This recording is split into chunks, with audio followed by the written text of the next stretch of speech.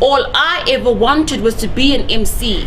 Never at once did I dream of being this distraught voice of this land that lies haunted by the silent faces of the many Petersons unknown, the different tattoos with their skulls torn. I enter into an age when new struggles are born. I exist in a mind of I alone that fails to escape the larger whole of future Johnsons with no guarantee of seeing 12. Sit on tombstones, the seeds of teenage mothers barely grown. I moan my own, a mass grave with no name on it. My soul, I don't got it. God holds it for safekeeping from Lucifer, who threatens to take. He threatens to reap what he did not sow. You see, what I saw were the many faces of the baby Jordans untold, the different tattoos of the molested bodies stoned, disowned by this land as well as its own, this land where life is an illusion and death a permanent reality, when death actually swore he was just a visitor here. But now he's built institutions and nurseries for his rotten sins to nurture the appetites for human flesh. Now his seed lies deeply rooted in this land that once had pride in knowing the soles of my feet. My feet never once rejected this land, but now she rejects the feet of my soul,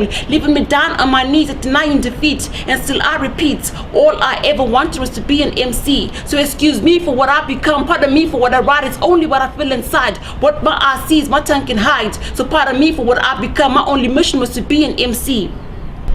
You see, I reside in a land of broken promises, making it hard for my tongue to escape the bread and butter politics. On my cheeks, tear lines recite distraught odes of the distraught poor along bread and milk queues. The sweaty armpits concocting a unified order where defiled scent of a poverty common to the majority. Automatically, the shapeless faces display postures of angry ancestors, waiting to be appeased from the usual announcement that celebrates the mind's disease.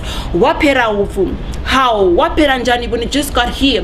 In fear, my sight narrowly escapes the about to erupt brutal scenes, only to collide with poverty's mean green standing between my home sweet home and prospects of pastures green. Now watch how these urban dreams scheme against those we once upon a time called heroes and sheroes. Now her she grows like shadows in the path of black suns who float where she floats. She bloats a pungent of decay, inviting in-night forces that molest virgin lasses in the sleep of the dreams.